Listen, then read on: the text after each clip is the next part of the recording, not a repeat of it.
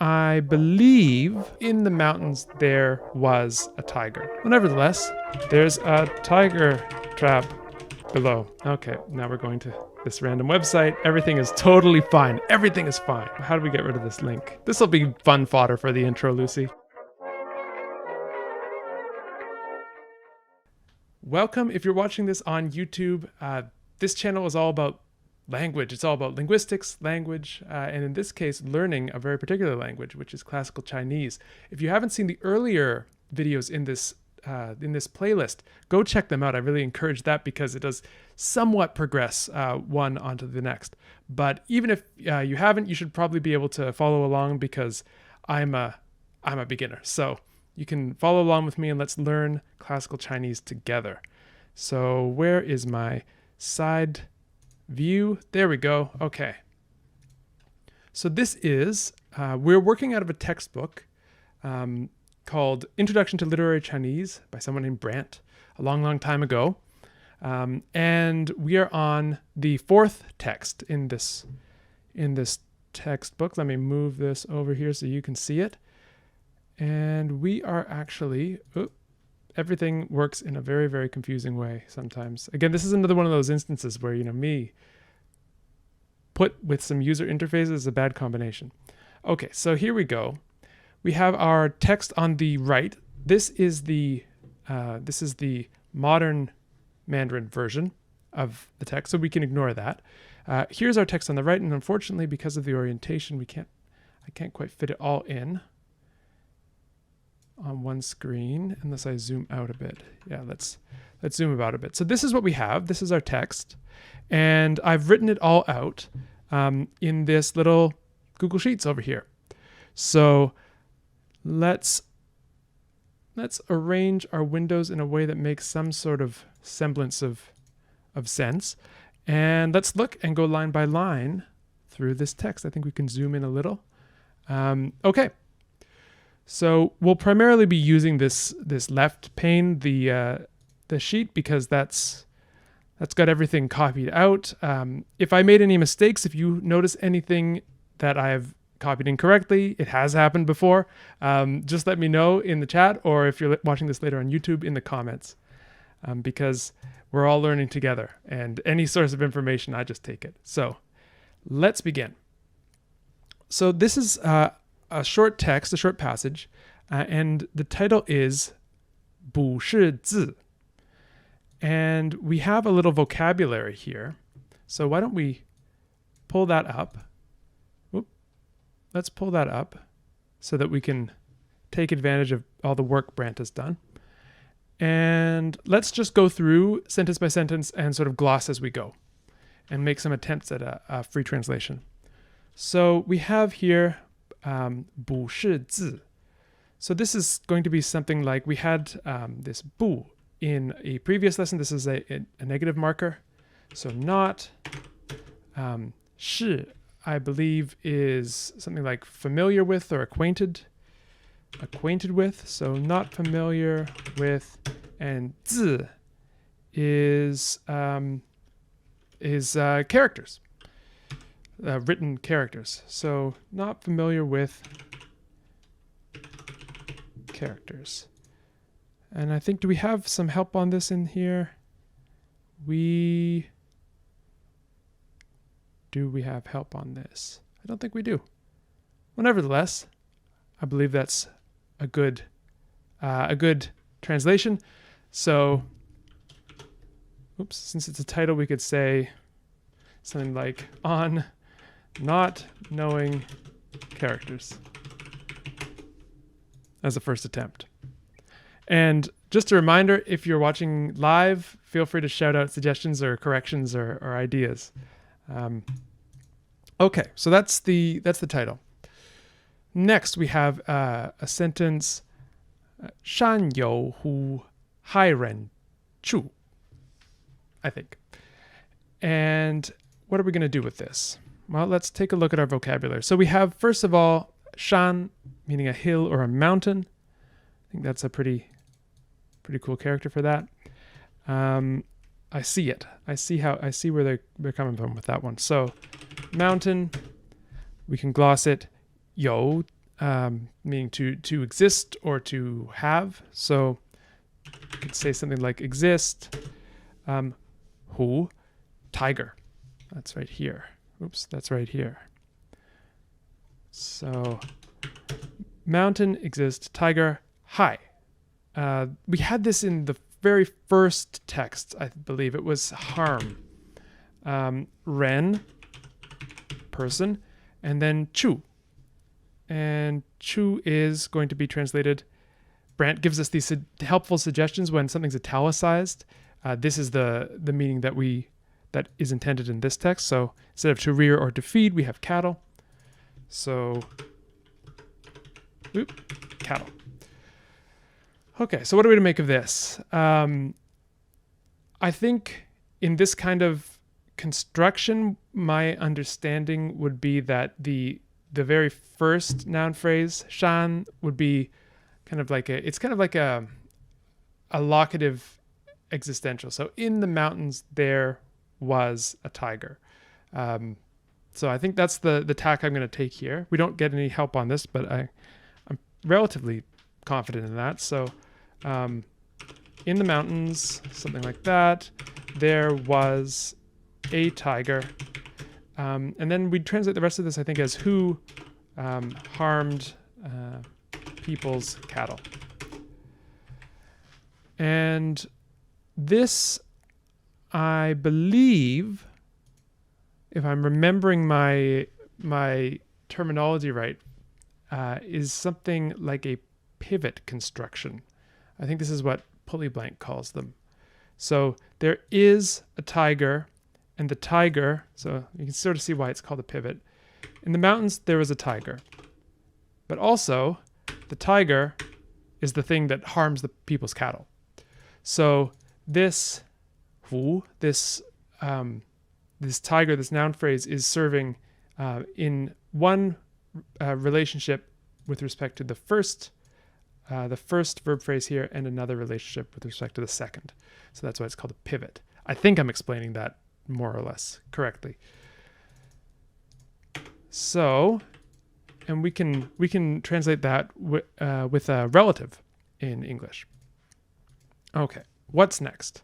猎人谋捕虎.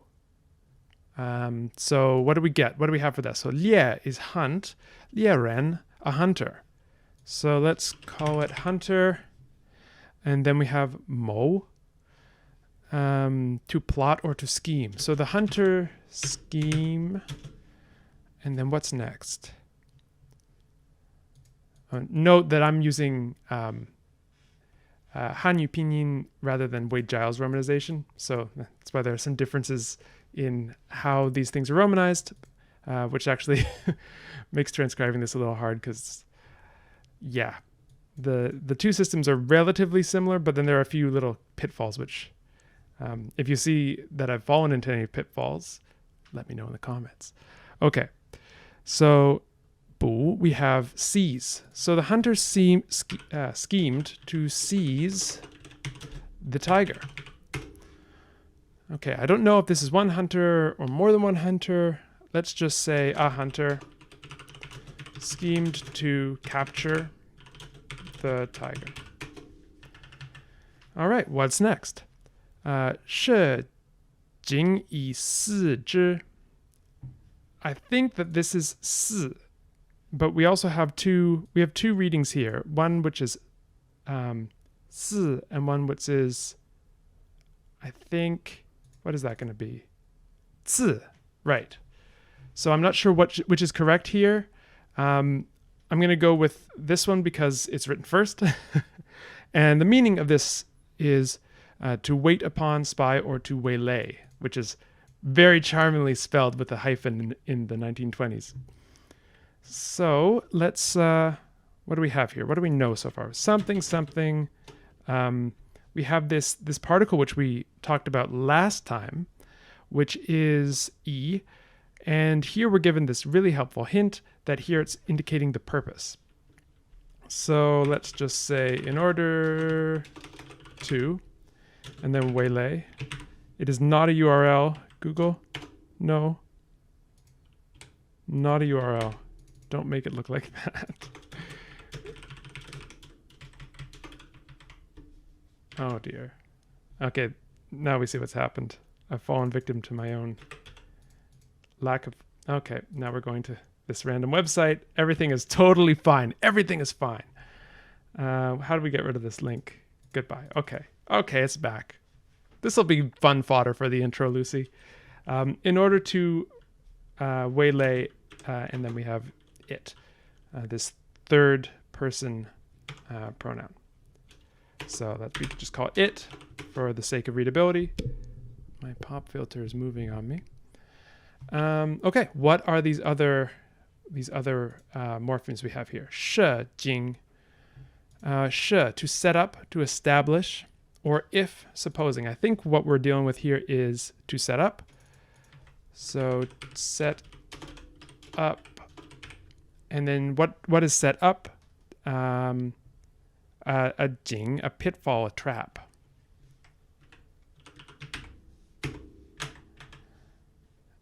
Oh my goodness. I've been struggling with this issue of apostrophes because, you know, exactly, we want to talk about stress, we want to mark stress, we're using apostrophes, and then suddenly Google Sheets interprets it in a different way. It's madness. Okay, so set up a trap in order to waylay it. So this hunter, we could just say he set up a trap, or he set a trap, I guess would be the better way of translating it, in order to, and I'm just going to keep waylay because I love it. And in fact, let's get in the spirit of things. To waylay. All right, next up. 大书墙上约. 大, we have big. So big, 书, a book. Also to write or written characters. And those are two rather different word classes there, so I'm not sure it's giving us both. Let's just say, let's assume it's a noun for now because we have something that looks adjectival in front of it, and we can always be wrong about it, but there's 墙上. So 墙 is wall, and 上 is on top of or above. So on. And I remember 约 is our quotative marker, meaning roughly say. So maybe this does need to be a verb.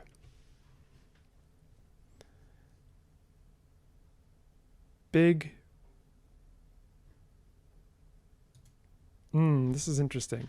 So either it's something like Bigly wrote on the wall the following, or big characters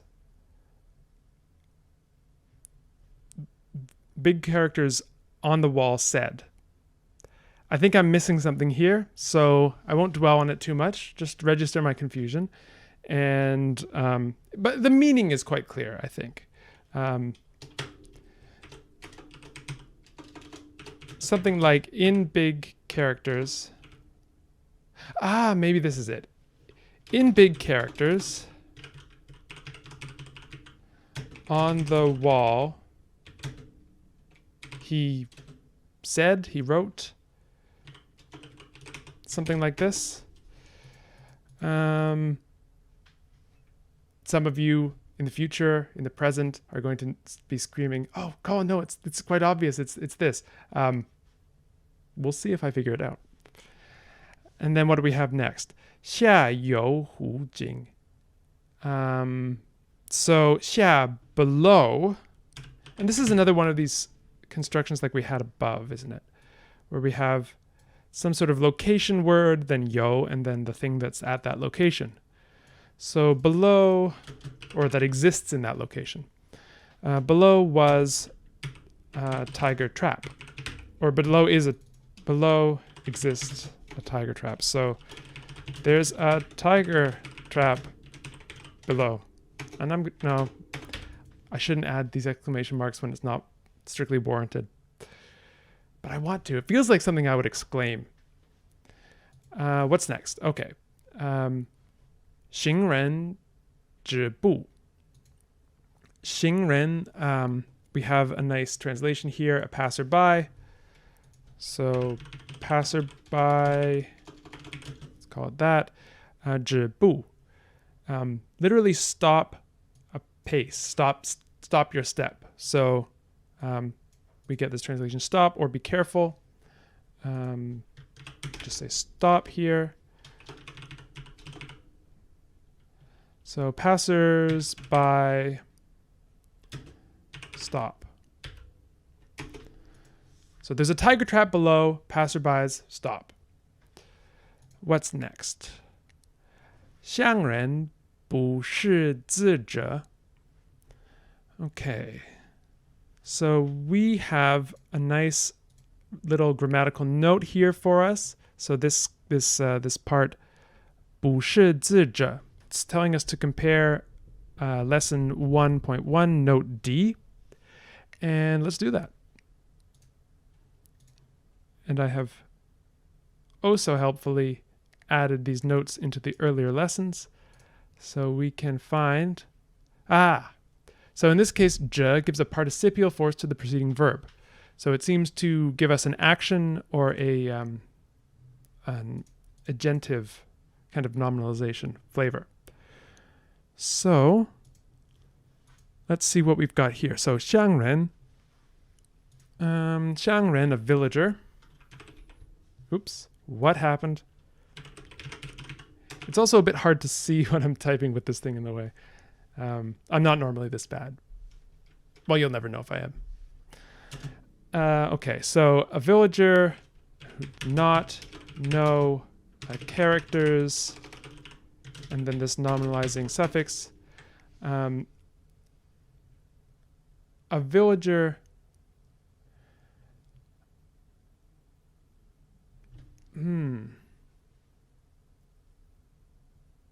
feels like this shouldn't have a period after it. I know. Let's see. Let's go back to the text. But it does. Maybe it's more like a comma. Because then we have this next clause here. 过江下. Oh, that should be 江. Because we have 过 pass, 江下, below the wall, pass wall below.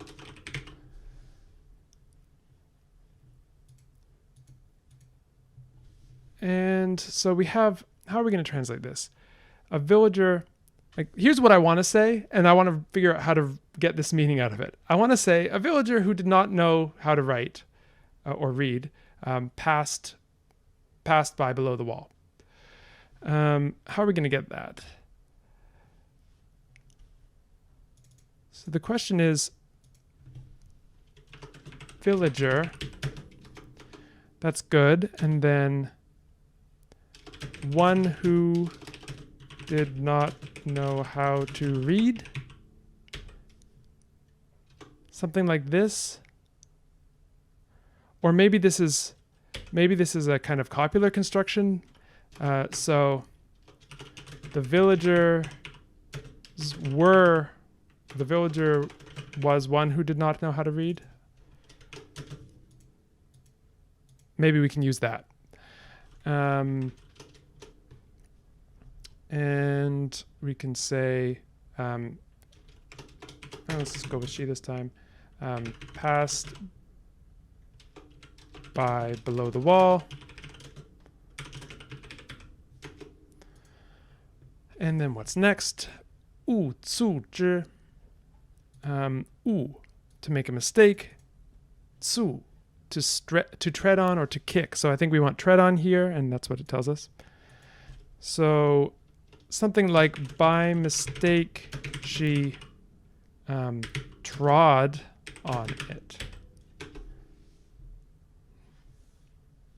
Trod. Then what's next? Oh, I need to move this so you can see. When I move away from the mic in order to drink, I feel like the chocolate rain guy. I don't know. What was his name? Taizan Day? I'm not going to do an impression, don't worry. I don't have the pipes, frankly. 坠井上足. So, 坠, fall down. So fall down, and this is the trap, the snare. I don't know what we were calling it. Let's just call it a trap. Shang, shang to wound or injure, and zu is the foot. Or, ironic, or enough, sufficient. Colin moves away from the mic to read. Deep cuts from the early days of YouTube. If you were there, you know. Foot. So she fell down into the trap and wounded her foot. Oh no. All right, what's next? 大呼求援. So here we have da again, meaning big, great, very, or much. 求 to beg. I missed who. Who to expel the breath. I can see why, right? Who, yeah, anyway. Or to call out to. So she, oh yeah, what was the last one? So great, call out, beg, and yuan, assist. So she, something like she cried out loudly to loudly. I'm stuck on this loudly. Loudly to beg for assistance. Then what's next? 寄出. Oh dear. Oh dear. Brant, you're not helping me here. To finish, since, when, or a particle of completed action. Whenever we get this thing, it's a particle. It's just it's a challenge. It's a challenge. But I guess that's the point. Okay. A particle of completed action. When we have these two options before us that Brant gives us. Let's see what else we have. Chu, to drag out. Okay, well maybe this is going to be something like when. And I'm gathering, perhaps, that all these periods in the source text are not what we would call full stops. I think they might be interpretable as commas, because what else are we to make of this? If this is when, and we get the translation drag out, there's not much else we can do with that. We need more. And I think we get more next. So we have 人之墙上书告之. So this is going to be person, something, wall, on. We can call this writing. Gao. Gao is something like inform, I think. Where is it? Do we have it here? We don't have it here. Maybe we had it in an earlier lesson. I think it's inform. Let's take a look and see if we have it in our lexicon. Ha! I've also been clever, and I've made a little lexicon. All right, so let's see if we have a... Oh, okay, yes. It was from lesson 1.2, which will be in video 2 of this playlist, and it's tell announce. Okay, good. So to tell it. And so we just need this j, which I believe is finger. I want to say finger. Yeah.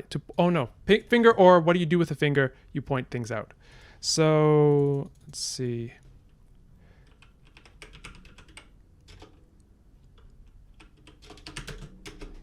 All right.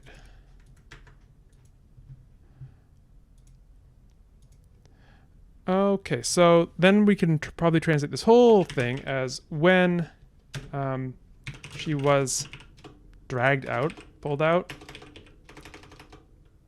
dragged out. We'll just go with it. Sounds unnecessarily harsh. The person, presumably who dragged her out, pointed out, or maybe you could say people. People pointed out the writing on the wall.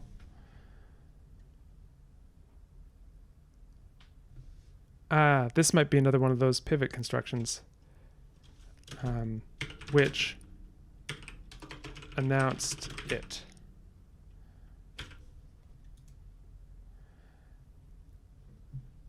It being the danger, I guess. And then we have another little bit. Hello, Adam. Welcome. Then we have another little bit. 乃探约.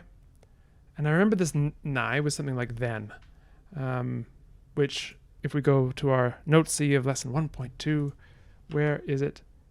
It is used as a, we gotta just adjust this. A consequential particle. So we translated it as, or we glossed it as thereupon, translated it as then. So we can just take the same strategy. Thereupon, tan, to sigh. And then we have this quotative. So we could translate this as then she sighed and said, what did she say?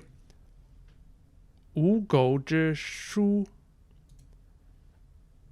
And 无 is I. It's first person pronoun. Go is if. 知 being, we had this before, this is to know. And 书 is, this is why we have two. This is why we have both to write and written characters here, because it's used in both senses. So if I know right, let's just finish this off because this is a full, this would be the full sentence, these two together. 启智子哉. And we get two notes here. So it's telling us first that 启 is an exclamatory particle implying a negative of the proposition conveyed.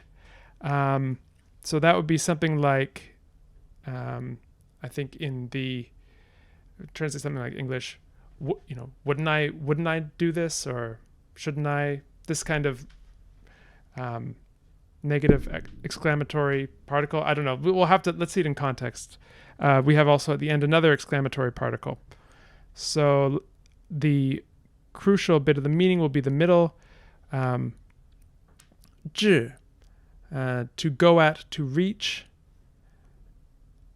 And 子, which is a demonstrative. So we can say something like this negative exclamation mark, this negative exclamatory particle, and then 至. We have actually a lot of different diverse meanings here. To go at, to reach, the end, utmost, best. I think maybe we should use to go at.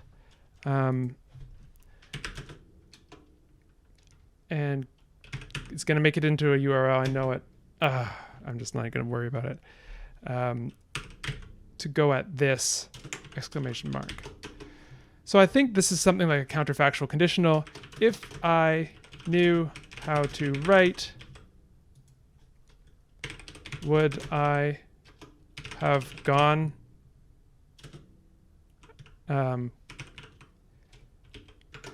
something like this maybe. If I knew how to write, would I have gone here?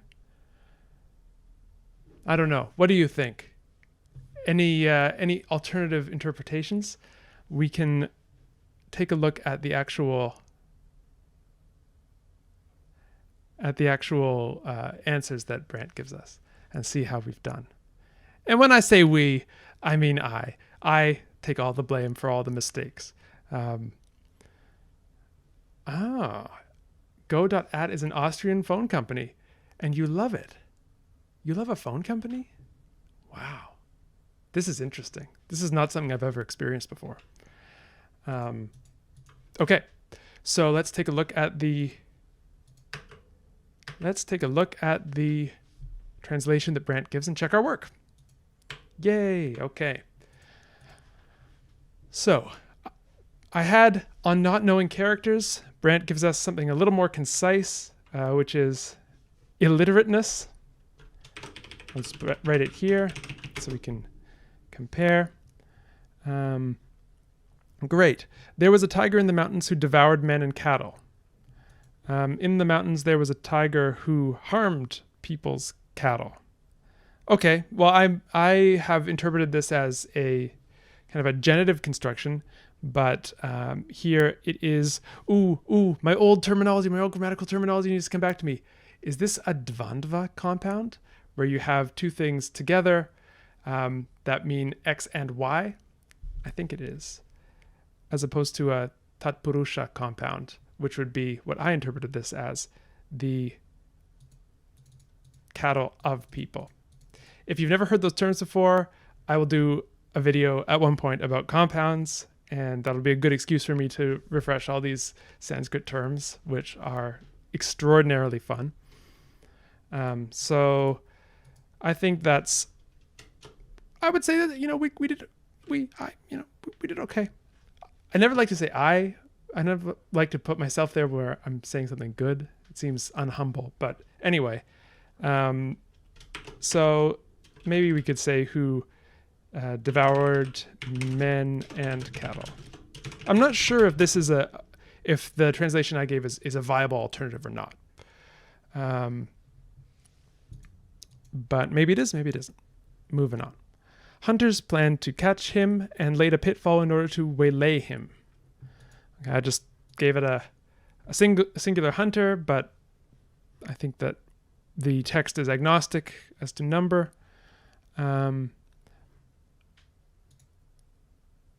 Okay. This was a slightly difficult sentence. So, upon a wall, they wrote in big characters as follows. Okay. So the meaning is the same, but I think the interpretation,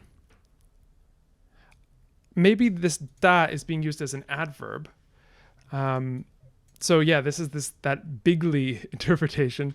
This in a large fashion, they wrote as follows. So let's see if this is decently OCR'd. Maybe I can just copy and paste it. Not bad. Don't think we need this nearby. Here below, a pitfall for a tiger is laid. There's a tiger trap below. Great. Let passersby be careful. Passersby stop. Fine. And then this was a tough bit. What does it say? A villager who was an illiterate man was passing under that wall. Okay, so this is not a copular construction. This is something that we need to translate as a relative. A villager, one who did not know how to read. So this is something like two phrases in apposition. A villager, in other words, a person who did not know how to read, passed by below the wall. By mistake, trod on the pitfall, fell into it, and hurt his leg. Okay, that's all the same. That's all fine. Shouted loudly for help. Cried out loudly to beg for assistance. Great.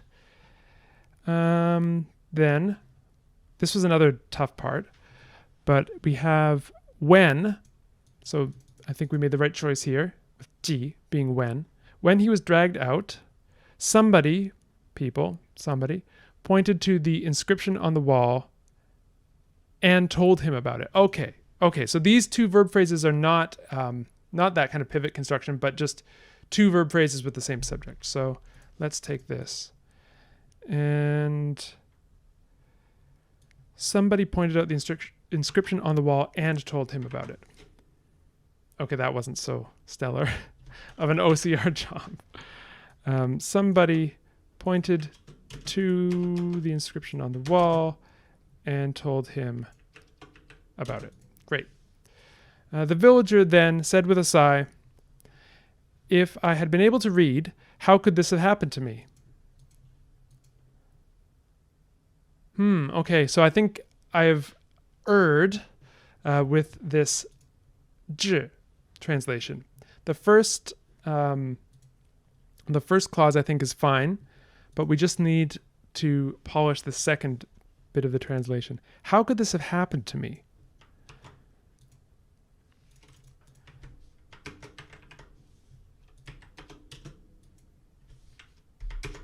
How could this have happened? Okay, let's go back and look at that one bit.